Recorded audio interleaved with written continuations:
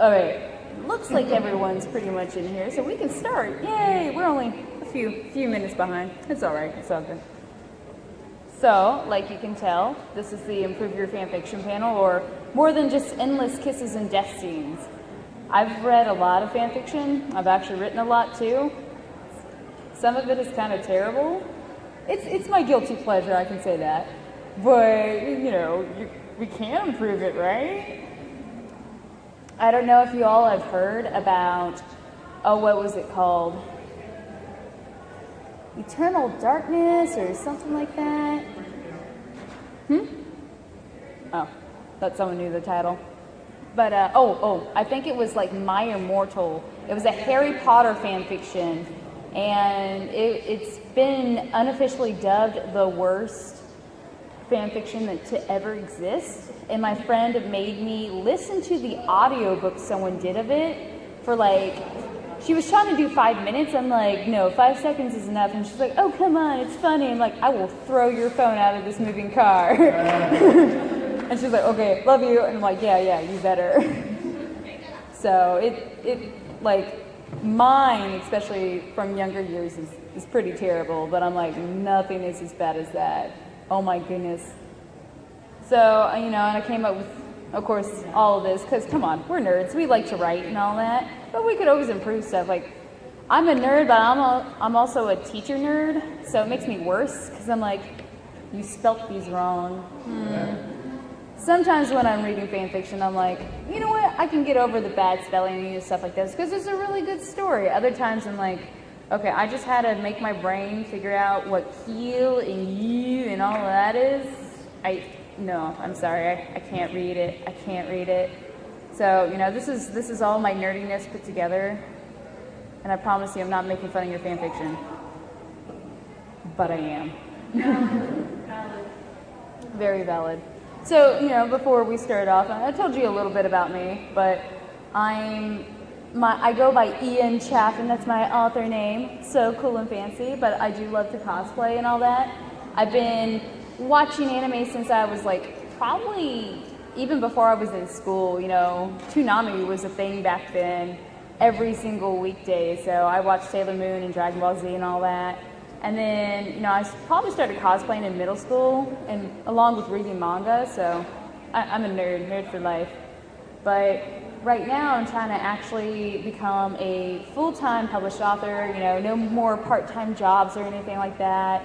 I have published 2 books, and I feel all fancy for it, but usually when you say I self-publish, people are like, oh, so you didn't do anything. I'm like, technically, I wrote an entire book, but, I guess that's not work at all, whatever. But I do still write fan fiction, so if you are on fanfiction.net and you want to see all my stuff, disclaimer, some of it hasn't been edited. Yeah, I'm not good with English. But, my username is See You Soon Today, and the 2 is an actual number 2, so. One of the books I was talking about is Loading Life.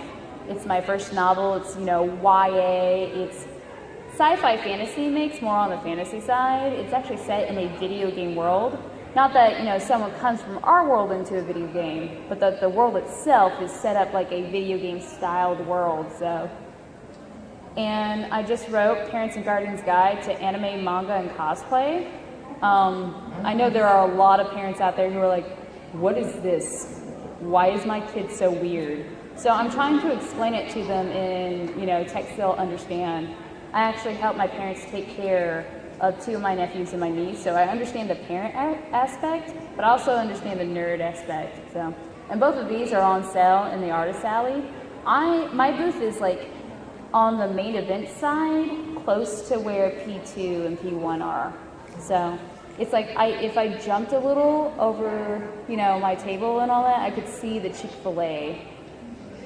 So there's a set of booths in front of me and then me, so. First thing first, it's okay to suck. It's okay to be terrible at something. I have fan fiction that I used to keep in old folders with all these papers in it that my friends used to switch out with me during recess and stuff like that, and then I have some that I made myself. They are terrible. I was like, you know what, I'm gonna put an example up, where people know where I'm coming from. And I'm too embarrassed to put an example up. If I ever become super famous or anything like that, maybe, but I'm not Jacksepticeye, so I don't have to please fans just yet. Just know this, the first book I ever finished had crossovers between G Gundam, Gundam Wing, Outlaw Star, Sailor Moon, Ronin Warriors, I think Dragon Ball, I think I put something in there, and of course it had my OC as the main character. And one part I have it where Katra, who is a character from a Gundam Wing, it's and he held my hand and it felt so amazing. And then I realized he was putting a note in my hand, and I reread that and I cringed so bad. And I'm like, this is going to be deep down in my closet forever. No one will know. So don't go telling anyone. I'll know. I'll find you. I know where you cosplay at. I know where you don't cosplay at. One of the best things to know is to stop listening to other fanfiction writers. And the only reason I say this is when I was preparing for this, getting everything together, I saw a lot of fanfiction writers do something like, never use the word said. That's so boring. You have to use words like exclaimed or apprehendedly said something, blah, blah, blah, blah, blah. And I'm like, what are you talking about? The first thing I ever learned about writing a real book is that use the word said. It's better than saying something, different, because it's kind of like periods and commas and, all of those. Our brains get used to it, so we kind of glaze over it. But if you use something like, she exclaimed, your brain goes like, what? And anyways, if you put an exclamation mark, at the last bit of the sentence, people are gonna know that she explained it. You don't have to tell them. It's like, appreciate your audience, don't make them look stupid type thing. So, start listening to writers and authors. I looked up stuff that J.K. Rowling said about writing, and a lot of other people who actually studied how these big time writers like Tolkien and all that, how they've written it. Another nerd thing about me, I'm a writer nerd. I'm like, oh, that's very interesting. So you put the period there. Ooh, I never knew that. It's like, oh wow, I'm so fancy now. So, I already know where I put a period, I swear.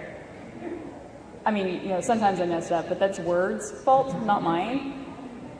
That's at least mine, what I'm gonna say. The best thing, of course, we know how to get ideas for stories. We're really good at that. We watch a show and we're like, but what if this happened? Or what if there was another character? Ooh, we get all these really cool ideas and we're like, oh, let's do this, yeah. So, one of the best ways is to look at the canon story. Maybe you're having writer's block where you're like, I don't know where to go in this fan fiction, or I want to write a fan fiction, but I don't know what to start at. So that's one of the good things. Oh, excuse me. I was, I think it was a Gravity Falls fan fiction, and I was like, so what if Bill actually started messing things up sooner than, what happened at the last bit of the series? And, I'm like, oh, you know what? This place right here in the anime, or in the cartoon, would be a great place to start off. So it's middle of summer, half the things in the series hasn't happened in my fan fiction, but everything before it did. So, and that that's where I get that idea. Reading other fan fictions, I've read other fan fictions, and I'm like, oh, these are really good. I'm gonna write this down, because what if it happens to another character in another anime or something? He gets ran over by a bus, but he's a superhero, so it doesn't hurt him. What's gonna happen? Oh my gosh. Of course, reading books and watching movies, that's how I get a lot of my ideas too. I watch a lot of anime. If you pick up a copy of Loading Life, you see the nerdiness just ooze out of the book. But in a good way, It's not I jam-packed it with kissing and death scenes, so just saying. There's magic, but another big thing is doing more than romance. I see you yaoi fangirls out there. I know what you do. No. romance isn't a bad thing, but you know, too many kissing scenes and, oh my god, my crush is looking at me. Ah, I can't believe it, senpai noticed me. Ah, you know, it's like you read that over and over and over again, especially if it's the same fan fiction. You know, you didn't even like go and read out another one. It's the same one. It kind of gets really boring, and it's like, this is why I don't read fan fiction of insert whatever anime it is here, like Voltron. How many of those are romance? I want to know. Actually, I really don't care, but you know. Romance can be the main focus, like I said, but you can add other genres. Like, think of, what's a really good one? Like, Game of Thrones. Okay, it's not a romance, I know that. But, you know, it's an action-adventure mixed in, you know, there's some romantic plots and some drama and all that, all mixed into one, and that's why people really like it. Oh, and for the fact that anyone could die at any moment, yeah, that too. But, you know, still good. You know, and if you want ideas for a list of genres, you know, there's tragedy, tragic comedy, you know. Tragic comedy is like one of my favorites because it's like, oh no, everyone died, but that's kind of funny. And I'm like, I don't know why. It's a weird thing about me. It's like, oh, these poor people. He fell down a hole. Wait, why am I into this? Loading Life is like a slice of life. It has a little bit of action, but you know, not too much. It's more of a sci-fi fantasy though. So I like it. See, like I mixed all of those. You can really mix genres, you know, so it doesn't have to be strictly romance, you know. Lots of people give beef for Twilight for being a romance, but at least it has a, you know, a vampire aspect. But E.L. James's, what is it, 50 Shades of Grey, which started out as a Twilight fan fiction, by the way. That's why it's so bad. Burn. But that one is strictly romance. So, you know, only having the one thing, you know, I haven't read it, but from what people have told me, it reminds me of those Harlequin romances that are on the shelves at Walmart that, you know, old ladies pick up because I guess they want spice in their life or something, you know. I don't know, I don't really talk to old ladies, except for my grandma, and she doesn't read those. She watches westerns, you know. Yeah, exactly. The best way to actually start is to start planning. You know, a lot of people are like, let's get into it right now. I have a story and let's start writing it, which is good. But what happens when you're like halfway through the first chapter or something, you're like, I don't know what to do now. Wait, he fell down a hole. I don't know what to do. It's like, well, you could get him out of the hole, you know. A good way is, you know, these two questions, like what do you want from your story and why are you writing it? Oh, yeah. Not like the muscle mass. How do you like get the muscle mass? Get the muscle mass? Actually, talk about that in a second. But yeah, having a skeleton of the story, like, you know, answering these two questions would get that for you. Like, if, you know, what do you want from the story? Do you want like the characters, like a person A and person B to end up together? Do you want like a war to be won? Do you want people to just have, you know, like a laugh about something, you know, like Germany from Hetalia getting mad again, but in a really funny way, he explodes. So asking that question is really good. And then the why are you writing this, that's like more of a personal thing. Like, do you want like people to ship the same ship you ship? Or do you want something else out of it and all that? For me, Loading Life, what I wanted is for, you know, kids of any age, or adults, because I know we still read young adult books. I wanted them to know that just because you don't have a special ability, you know, or a superpower, just because you're not special doesn't mean you can't go out and actually do something with your life, right? And then why was I writing this? Of course, I wanted to prove to myself that I could actually write a story, but also, like, I wanted to see how far I could go. A novel, you know, by the way, a novel, the first Harry Potter book is a good example, is about 50,000 words. And I'm like, if I could just get there, I'll be good. I wrote more than 50,000 words, like I wrote 70,000 words for Loading Life. And of course edited it and all that, but I'm like, whoa, I could do that? Whoa. And I know that's the same for like fan fiction writers, like how much could I, you know, write today or anything like that? Getting the muscle, getting the beef. Yeah, I love this picture. I don't know who the artist is, I really wish I did. It was like a random reposting 12 billion times on Tumblr, so I don't know. But getting that beef, it really helps if you like look at the canon of the story. You know, since we are fanfiction writers, it starts out with someone else's work. So they've already done the world building and the character building. You need to just like look at that and take from it. So if Naruto is a big idiot for most of the series, which is fine because at least he's a main character syndrome, it's okay. You know, if he's a big doofus about things, and, you know, he does things a certain way, like, I'm Naruto, I'm gonna be the next Hokage, like he does, because we all know he does. Like, don't have him be like, I don't do that at all, I'm such a smart, strong person in your fan fiction, because it's like, okay, you don't act like that in the show, though. Yeah. So, does that make Naruto and Sasuke when they're shipped together a bad ship? Not necessarily, it depends how you make it. I mean, I don't ship it, so yeah, it is. No, I'm just kidding. If you're gonna ship two people together, and actually I had this later on, if you're gonna ship two people together, you can add chemistry in there, but don't be like, and then they were instantly together because I said so. The end. They kissed and all of that. Boom. You know.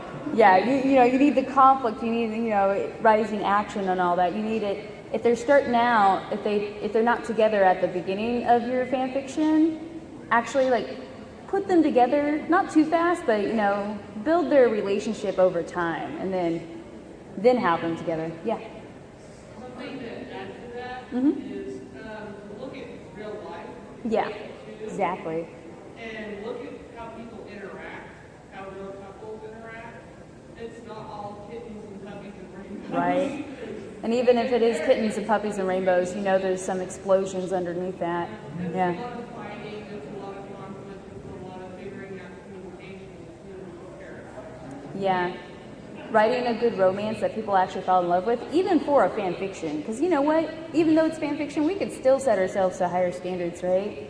But look at real life. Or, like if you want to write about war, look at real life and how it affects people. Like, that's why Avatar: The Last Airbender was so good, because it showed the effects of war on children and how it really happens. Yeah, magical abilities were a part of that, but it's still really good. And like I was saying, write like an episode feels like. So if an episode, if you're gonna write like something upbeat, write it upbeat as if it were happening in the series, or if it's dark. Because even Naruto got dark, so you can write something dark. But how do the characters in the show, how would they react to things and all like that? Point of view, I would stick to one type, at least in a chapter, or at least in a section, because I know people are like, and then Sasuke slapped Naruto, and he's like, how dare you do that? And Naruto felt that he was wrong, blah, blah, blah, blah, and you're going back and forth, back and forth, back and forth. It confuses the crap out of people. Like, it confuses me. And I started writing that in my newest book I'm writing, and I'm like, wow, that was terrible. Why did I think that was okay? You can write more in more points of views. Just have it where there are breaks between. Like, even if it's the squiggly in between. Naruto's point of view, squiggly. Sasuke's point of view, squiggly. Sakura, oh wait, we don't care about her. No. Not everyone does. I like her though, I wish her character was more well developed in the end of the series, but that's just me. Character points of view. We're not all George R.R. Martin. We can't do 20 billion characters at the same time. I mean, you could try, and if you do it well, like, hey, that's awesome. But even as like a beginning author, I had to limit my first book to 2, and my second book is like only 3. So I'm getting up there to George R.R. Martin. I'm like going up the steps. The only difference between him and I, though, is that I really don't want to kill off all my characters. I like them too much. Yeah, right? And the same thing, you don't flip mid-chapter unless it's a clean break, like I was talking about. Now, you all probably know this from elementary school, but, first person is where you say I. It's what happened in the Hunger Games, where it's from just Katniss's point of view. Yeah, that was right. Second person, character says, you to the reader. Like, this is so meta. This is the meta one, and that's why a lot of people don't do it, even in books. But, you know, it's where the character looks up. It's kind of like Deadpool. He looks at you and says, hey, you like this movie? Yeah, I don't either. You know, such a Deadpool thing. Third person, you know, the he, she said something, da-da-da-da. It's what, you know, what you mainly read in, because it's easier. That's what I think. Limited, you know, you don't know what your characters are thinking. And then omniscient is, you know, what, you know, pretty much everyone is thinking. And there's limited omniscient, like in between, where you know what a few characters are thinking, but not everyone. So, you know, knowing these, even though it's, you know, quite elementary, it's still good to know them, to keep them in mind, because you're like, okay, how will, you know, people react if I, like, put it in second person, or, you know, whatever, da-da-da-da. And of course, tense, past, present, and future. Future is definitely Hunger Games, you know, I pick up the sword, I do this. Or actually, no, sorry, that's present, I pick up the sword, I do this. Future, not many people actually speak in future tense in books or in fan fiction, which I think is good, because that's so hard. It's like, you will read this. And you're like, but I'm reading it already. I don't understand. And past is my favorite because it's easier, or at least to me, you know. They have their different feels, though. It's like, if oh yeah. Oh no, you're fine. Do you have any tips on how to stay in one tense? Stay in one tense? That's one thing that my editor is absolutely screaming over when writing. Yeah. And she has no idea One good way to stay in one tense is always practice in that tense. Like, even if you have to write a note, it's like stay in past and like slap it on your laptop while you're writing where you can see it. For me, I don't know, since I like writing in past and I've done it a lot, I don't flip or anything when I'm writing in past, but if I try to write in present, that's where it gets weird, because I'm writing in present and then I'll flip to the past and write it back, and then I reread my stuff, I'm like, oh wow, this is not good, I'm gonna confuse readers, oh no. Yeah. Well, I'm writing, what I'm currently working on is something that involves time travel. So there's a Oh, that's cool. There's a lot of changes and events when the character is talking about a future event that hasn't happened yet in the past. Yeah. So it gets a little convoluted. Yeah. I know when people are talking, it's a little bit different. Like, you know, someone's like, I will go and do this, da da da da da. But in the main thing is like, I will go and just, oh my goodness, I can't English today. I will go and do this, he said, while picking up something, da da da da da. You have to get used to it. You know, it sucks. You know, it's like, get good. That's the advice. You're welcome. And I'm like, but I don't want to get good. I want to know, like, good right now. Just, can I skip the get and just have the good? No. Okay. I talk to myself all the time. That's how I talk to myself. Very bad English. But when I write, I have very, very good English. Very good English skills. I was the nerd in high school who got A's on her papers. And then everyone's like, could you write my paper? And I'm like, no, I don't even like you. I don't do it for the money, I do it for the passion. Knowing the parts of the story is really good. You know, in fan fiction, it's kind of hard because, like, even me, I've written fan fiction where I'm like, I don't know where this is going. Let's keep doing. Yeah, ooh, that's good, that's good. But kind of like the romance thing, if you want them to end up together in the end, always have your, you know, story pushed to that. One thing I wanted is, like, oh goodness, my fan fiction Lost or Found. You know, it's all about Hitalia. The character America loses his memory because he got hit by a bus. But since he's a country, he survives the bus thing, he just loses his memory. Now everyone wants to try to help him gain his memory back. So I knew how it began, and I knew how it was going to end. Like, he'll get his memory back, and hopefully people will have a stronger bond than ever, you know, together, you know, family, yeah. But I'm still working with what's happening in the middle. So right now he remembers only Canada, his brother, and that's pretty much it. Oh, and all the terrible things Britain did to him, but whatever. I don't like Britain. No, I'm just kidding. I love Britain. And, like I was saying, have an end goal. Where's the story going to end up? Like the writer for Full Metal Alchemist, he knew that he, or she? Yeah. Knew that that Edward and Winry are together and all that. And so it was just a matter of getting there. Plotting your story. This is where we get the muscles that you were talking about, right? Writing key moments. If you know you want certain things to happen, write them down in a list, Like, so say you want person A and person B to end up together. It's funny that I'm doing all these romance things, even though I say you shouldn't have a lot of romance in it. I don't know. I think it's funny. But, if, okay, they meet. Cool. That's the first point. End point. They end up together. Cool.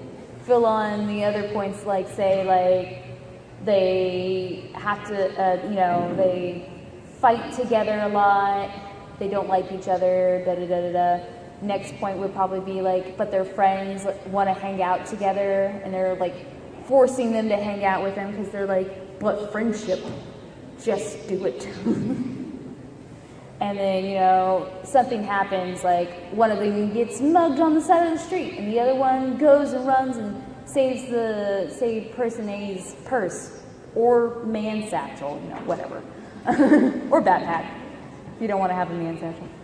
And, all these stuff happens, and, just listing what you want. I knew, I wanted a big fight scene between a couple of people and all that, so I wrote that down. It's that has to be in there. That's going to be good. That's going to be good. So that's, it's pretty simple. Do you have to outline everything? No, don't do that. You will never write.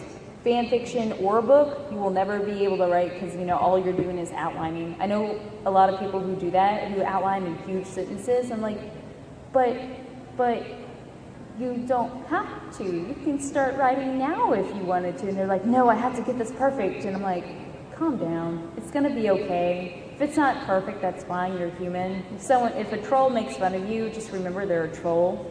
So, but if you want to do one or two sentences, in this chapter, I'm going to have this happen. Boom. And then, you write it. It'll keep you on point, and, you'll figure out where you're going to go. And in the middle of the chapter, if you're what in the world am I even doing? I'm just rambling now. Oh, I'm supposed to do this. That makes sense. Let's delete one or two sentences and keep going. Blah, blah, blah.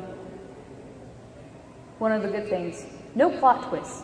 Well, minimum plot twists, Don't M. Night Shyamalan it, where you have a plot twist every 5 seconds. And oh no. I have The Last Airbender up there. I haven't actually seen that movie, but I heard it was terrible. I've seen parts, and I'm no. I have too much respect for myself. And that's not saying much, but come on.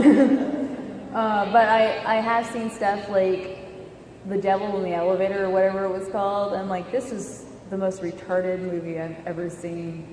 Plot twist. Oh no, the devil was, insert the person here if you actually want to see it. It's the old lady. I spoiled it from you. It's okay. You saved 2 hours of your life. You're welcome. So if you're actually going to have those romance plots, you have to improve them. Don't make them just all kissy scenes I hate you, let's kiss, okay. What? What was that? That was worse than a lot of the teen dramas I see now. Oh my gosh. I used to watch the soap operas with my mom, Guiding Light and all that, and All My Children. I'm those had better plots than a lot of fan fiction, which is sad because those are terrible, terrible things. And no twin brothers that come out of nowhere, unless they actually have a twin brother. Okay, if you're talking about the Hitachi twins in Aura High School, that's fine. They're twins, it makes sense. But if Keith randomly has a twin brother that never shows up, you can have original characters, but come on, no.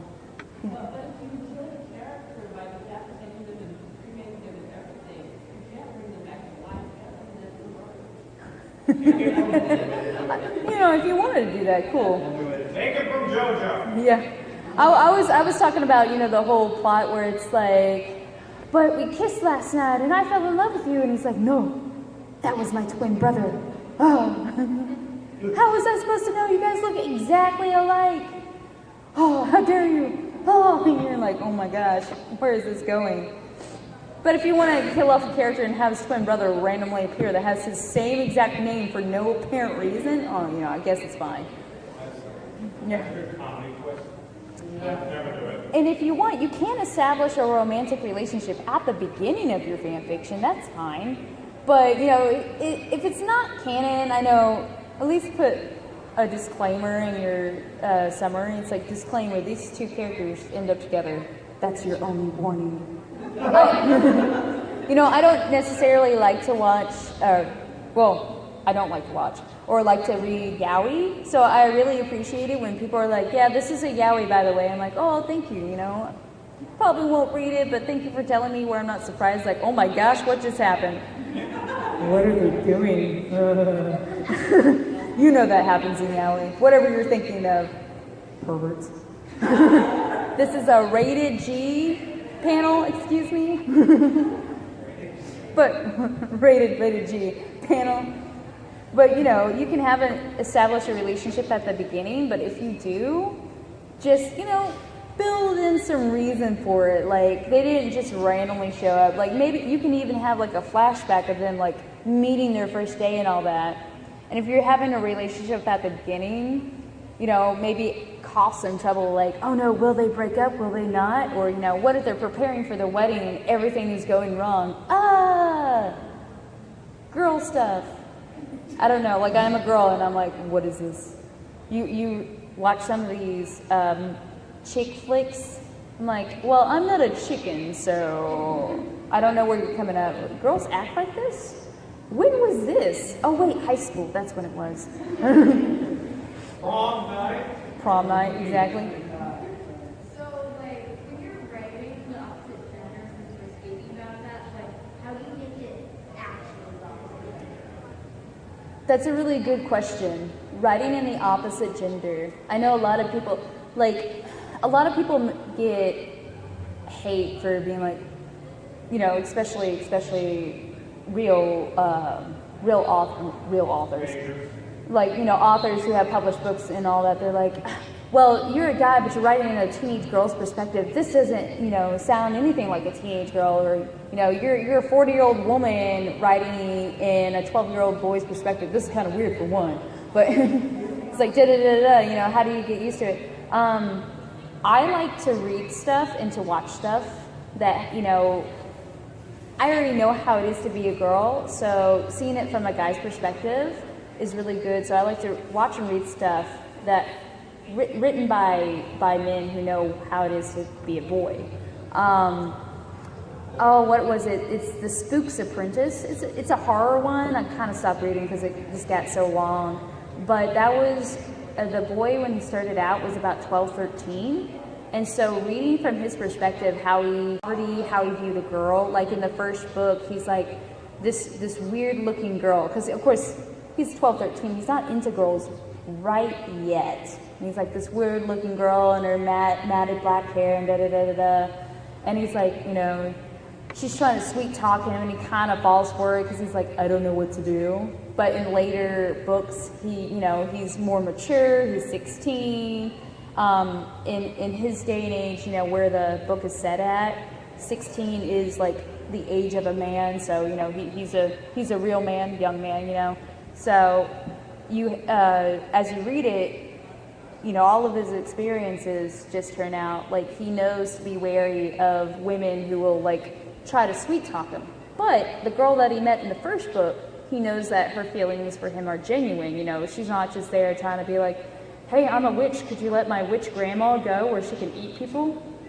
That happens in the first book. It's kind of weird, but I'm like, ooh, spooky. So, but definitely watch things and read things from from the opposite gender's perspective if you're going to write in them, or like even ask some of your friends, like, as a guy, what, you know, how do you view like insert whatever it is here, like. If something happens to you, like someone slaps you in the face, what are you gonna do? Of course, my response, even as a girl, is like, I'm gonna slap them back. Why would they do that? Yeah. So, is it perfectly okay to ask your guy friends like what they Yeah. I mean, I observe all my friends. Like, some of my friends, I think it's funny. My oldest friends are this old Japanese couple. They're in their 60s and all that. The only reason I know them, though, is the man grew up here in America. And the funniest part is, think of a Japanese man, what he looks like, all of that, his gestures and all that. This man's name is Dale. He grew up in the South here in America, so it's kind of funny.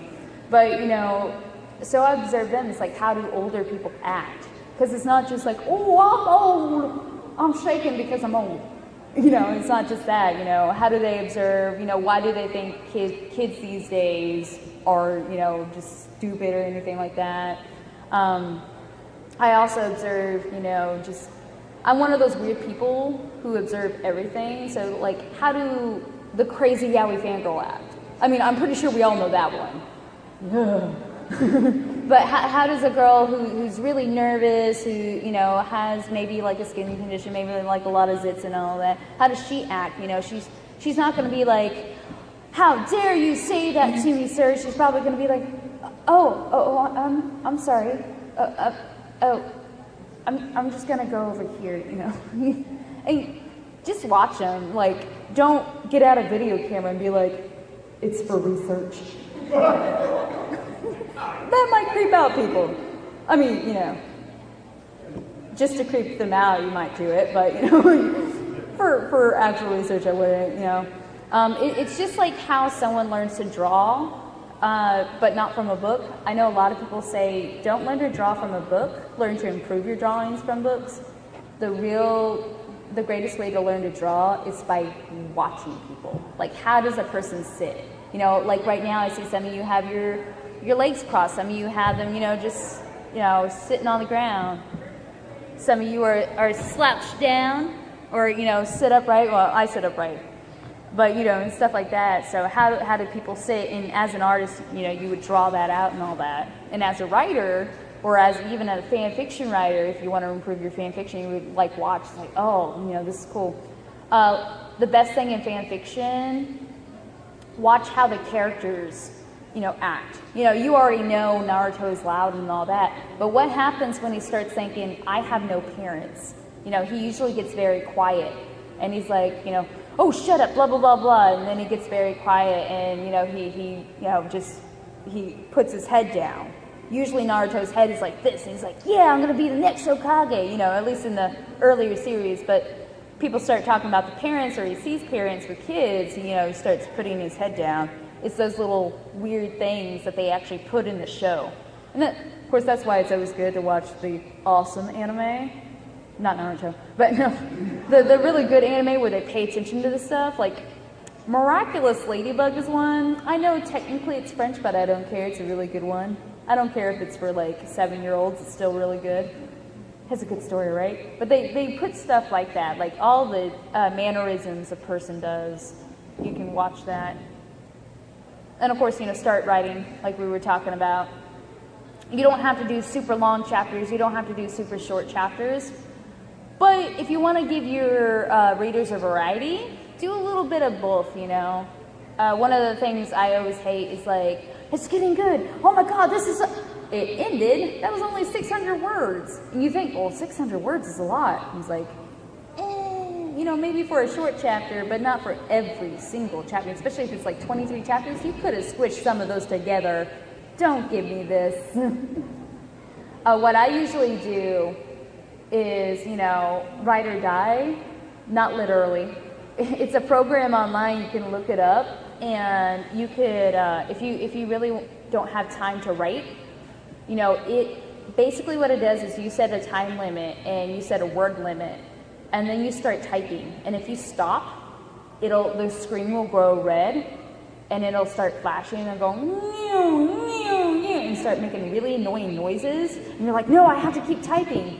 Or if you put it on kamikaze mode, because Write or Die is free, you could download it and support them. But if you don't have the money, that's all good. You could still do it online.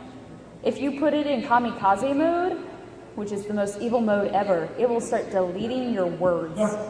And yeah, so if you do not keep typing, it will delete those words. And you're like, no, especially if you had the most beautiful, sentence ever, it'll start deleting it if you don't keep typing. So it's one of the ways that I actually got done with my first novel.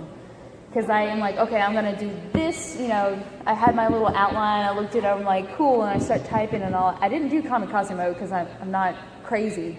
But when the screen glowed red and when it was like, doing a siren, I'm like, that's the most annoying thing ever. So I kept typing until I hit my goal. I'm like, good.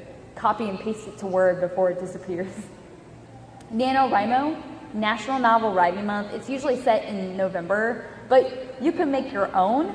Basically, what you do is set a goal for how many words you're going to write a day or for how many chapters you want to finish in a day. And try to hit it every single day until the month is over. That's a really good thing. Or you can even do it in a week or do it in that. If you really like writing but you don't have a lot of time, set like an hour off if you can, maybe in the week and be like, okay, I'm gonna type this up in a week. Let's go. Save your work. Do that. One time I thought I saved Word, but I didn't. And I popped back in there, and the whole chapter was gone. I was so mad. It was only a fan fiction, but I was still mad. There is actually a site that you can go to. You've got Apple or you've got Android or your computer. It's Google Docs. Oh, Google Docs, yeah. And it It's really good. automatically saves your stuff, and it saves to a cloud. So even if your computer were to crash, or your phone were to get broken, Yeah. or something like that, it's there. And Google Docs is really good, especially if you're doing it on a library computer or a school computer. Then no one can know the stuff you just wrote. Yeah. Oh yeah, you. What do you do when your stuff does get deleted? When the stuff gets deleted, You get it back. It's you're not going to remember it. I cry. It depends. I know there's a way to set up Word where it saves a backup copy, which is always good. And of course, if something happens in your computer shuts down and you were right in the middle writing Word, you can pop back in. And of course, it saves it. I set my Word on my and it's just Word documents, the regular stuff, right? On my laptop, I set it where it saves every 2 to 5 minutes. And I forget exactly how you do that. You could always Google it, but you can make it, because the regular time is about every 8 to 10 minutes it'll save for you. But if you're like me and you worry a lot, or you're like, I need to get away from the computer for just a second, I always save right then and there, Control S, but I let it save every 2 to 5 minutes just in case my computer decides to give me the blue screen of death, which is not fun. But if you're writing something like Write or Die, and something crashes or kamikaze mode happens, cry, and then try to think of what you just wrote.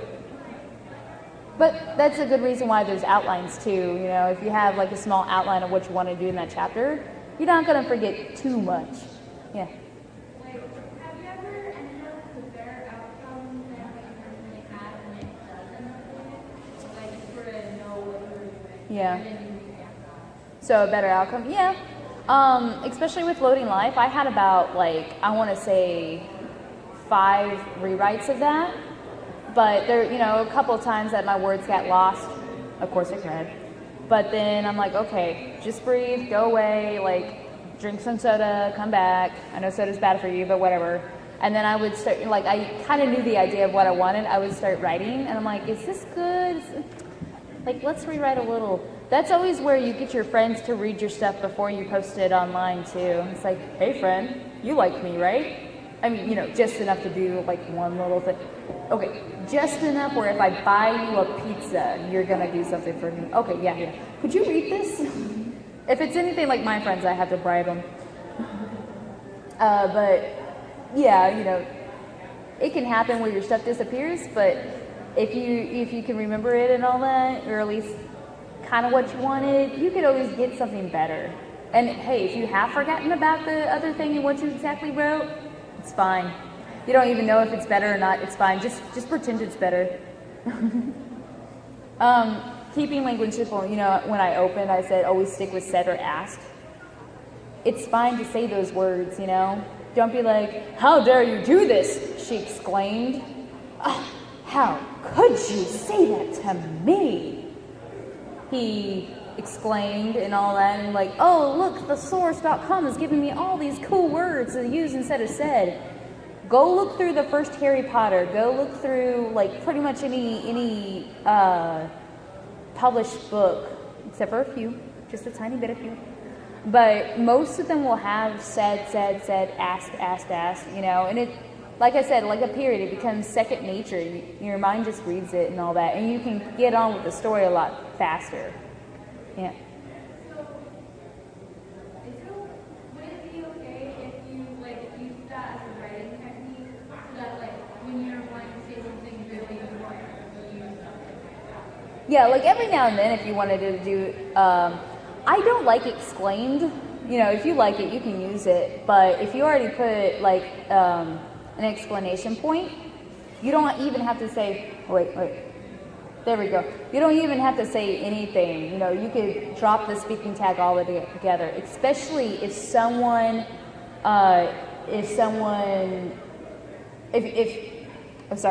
especially if the reader knows who's saying it, you don't have to say he or she or their name or anything. Or you can mix action with speaking. Like, how dare you? He stomped towards the door. I can't believe you just said that.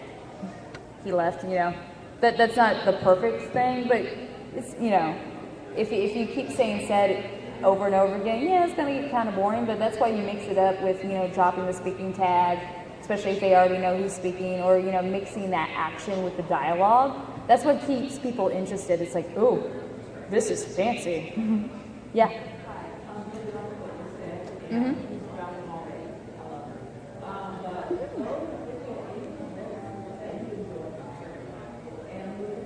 Yeah. So looking at books you enjoy, definitely. Read more books. Read more. Subliminal messaging. I didn't say anything. Hey, if it works, right? Keeping language simple again. No speeches. He can get away with a speech in the movie, but that's only because he's Dumbledore. Or, wait, is he Dumbledore? The other one. I've only seen the Harry Potter movies a couple of times. It confuses me. But the reason why they can get away with speeches in movies is because the camera's moving. You can see the people going, oh, or, you can see Ron, sleeping in the background. Wait, what'd you say? What? You see that. In writing, though, you don't see anything, you're reading it. So, breaking up those speeches, today, dear students, we come into Hogwarts. Harry Potter started counting the ceiling tiles because he was bored, breaking it up like that, that makes it even better. And keeping your speeches at least a little bit down will help people. And especially, if you think people read fan fiction because they're like, oh, cool, something, added to the anime and all that.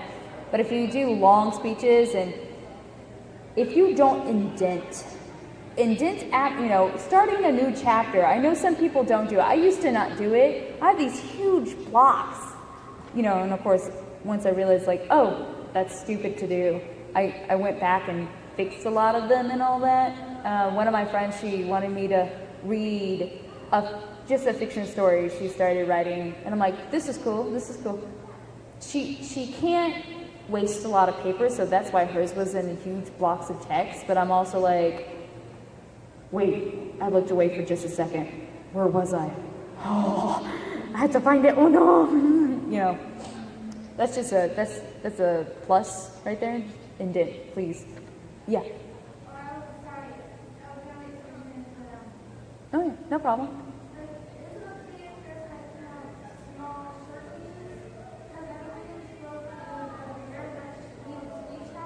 Mm-hmm. Yeah. If your speech is really short, probably not more than a paragraph or too long. Yeah, you could totally do that. Actually, not more than a paragraph. But if it's longer than that, definitely break it up. It just makes it more interesting. People don't just keep reading the same thing over and over again. Yeah.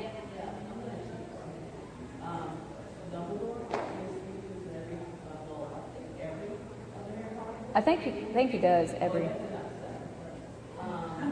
Oh.